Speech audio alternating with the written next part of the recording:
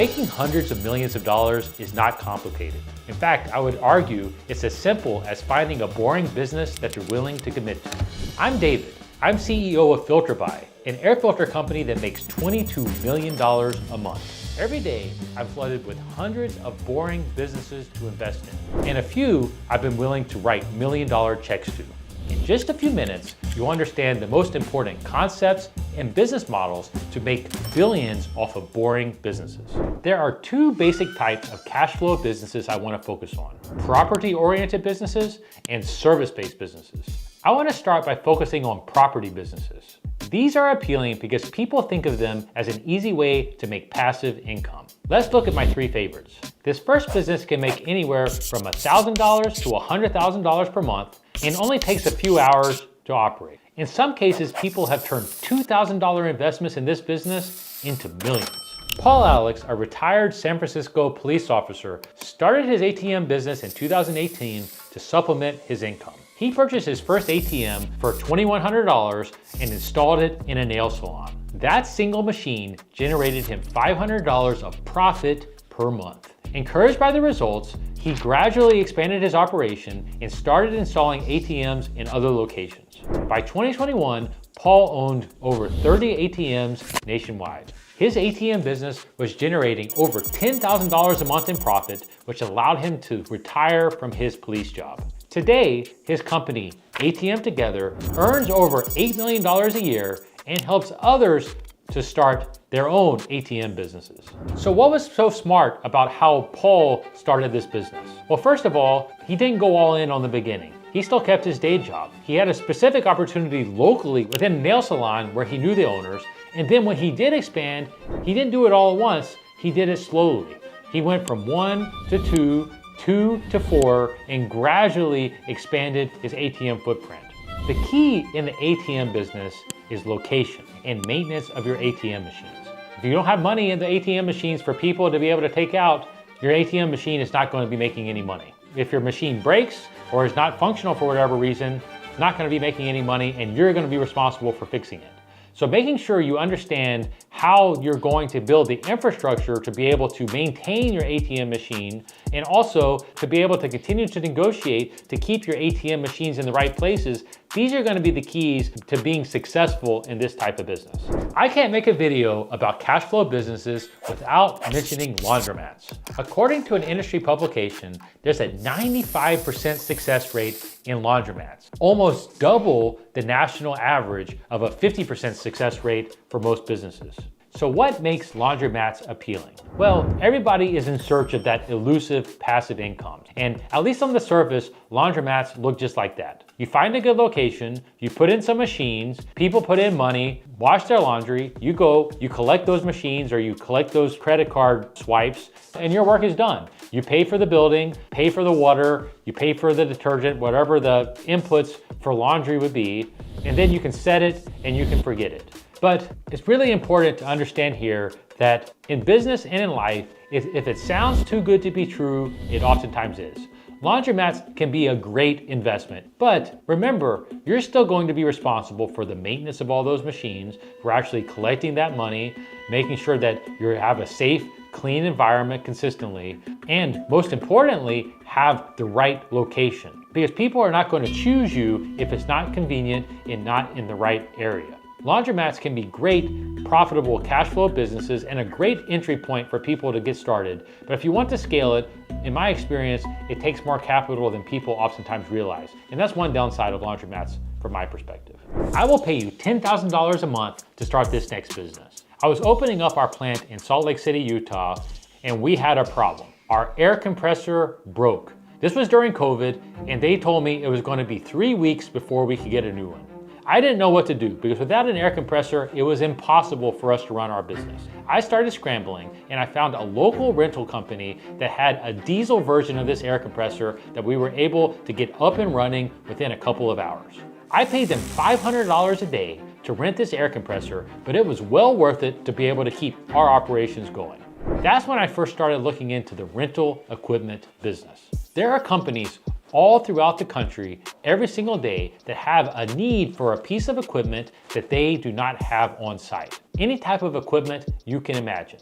This is where the opportunity comes. If you have that equipment in stock, in working order, ready to go, then companies will pay you a premium to rent that equipment on a daily basis. Even better, it's an incredibly tax-efficient business, not something people think about. If you buy equipment for $100,000 and you're able to rent it out for $60,000 over the course of that year, you're actually able to write off 100% of that $100,000 against your income.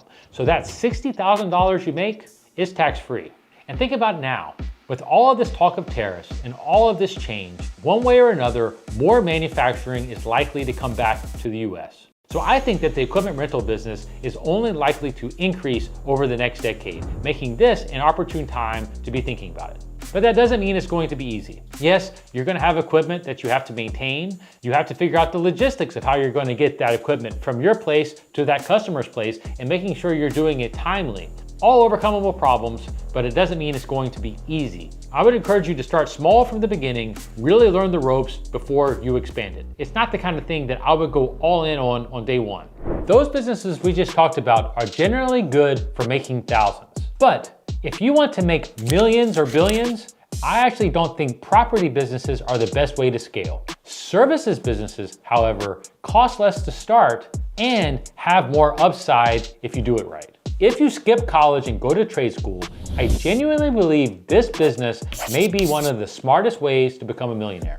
So a few years ago, I decided to do this playbook. I had already built our air filter business into a decent size, but I really saw the opportunity in the service-based business and just how big service-based businesses can be. So I decided to partner with a friend that I met back at Goldman Sachs to go out and start our own service-based business in the HVAC space. We call it Filter by HVAC Solutions. The beauty about the service business is very capital light.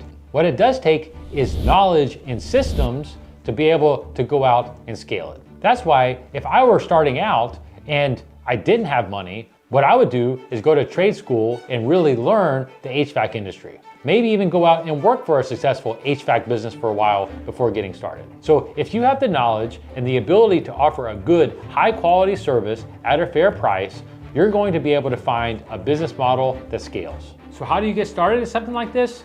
You follow my exact playbook. You start locally. You start building in one small community, become the best, build your systems around that one specific community, and then you slowly start to expand it out from there. Social media and the ability to reach local communities at scale has completely changed the game. And what I found is most local businesses are still not really utilizing it in the ways that matter. They're still spending millions of dollars on outdated marketing tactics like billboards and radio, all of these types of things, when the reality is the attention has moved. The things that the younger demographics are looking for from these services has also changed. And so if you're able to tap into that, you can ultimately find a scalable business. The hard part about service businesses is that they can be easy to start, but that means they can be hard to stand out. That's why I love this next business so much. I'll never forget when I first came back to Talladega, Alabama to start what is now Filter By, I was looking around at the local industry. And you know what? There wasn't much, but one of the richest guys in town, local unassuming country guy that probably didn't graduate the 8th grade, but he was extremely successful. And you know what business he was in? Emergency tow truck services. If your car stalled on the side of the interstate, he was the guy that you called that would come and tow you to get you out of harm's way. But this guy was even smarter. He realized that the real money was when the 18-wheelers had a problem and they needed to be towed.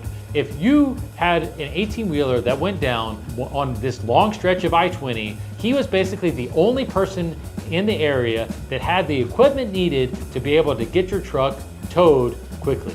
And best of all, it was high margin business and he could basically name his price. The beauty about this business is you don't have to start big. You just have to start in one truck, one service area. You buy the truck, start advertising, and you're in business. If you want to scale your business, you scale the number of trucks in the service area that you have. Obviously, the downside here, of course, is you've got to have the equipment, you've got to maintain your trucks, and you've got to have qualified drivers that are rated to be able to go out and do it. Not easy, but overcomable, and certainly can be scalable. Not enough people are talking about the fact that there's an $80 billion boring business that you could start today. Patrick Dovigi, a hockey player from Ontario, Canada, started GFL, or Green for Life, in 2007. He began by managing several small Ontario waste management companies, then aggressively expanded by making more than 100 acquisitions. His big break came in 2011 when GFL won a Toronto trash collection contract, beating out much larger competitors. Under his leadership, GFL grew from a small local business to a multi-billion-dollar empire, now serving customers across Canada and the US with over 20,000 employees. Today, GFL is publicly traded and recognized as one of the top waste management companies in North America. So why is waste management so great? Well, it's a huge market. It's something that basically every home or business needs. They need their trash picked up. Is trash collection an easy business? No. There are environmental concerns. There are lots of large players already in the market.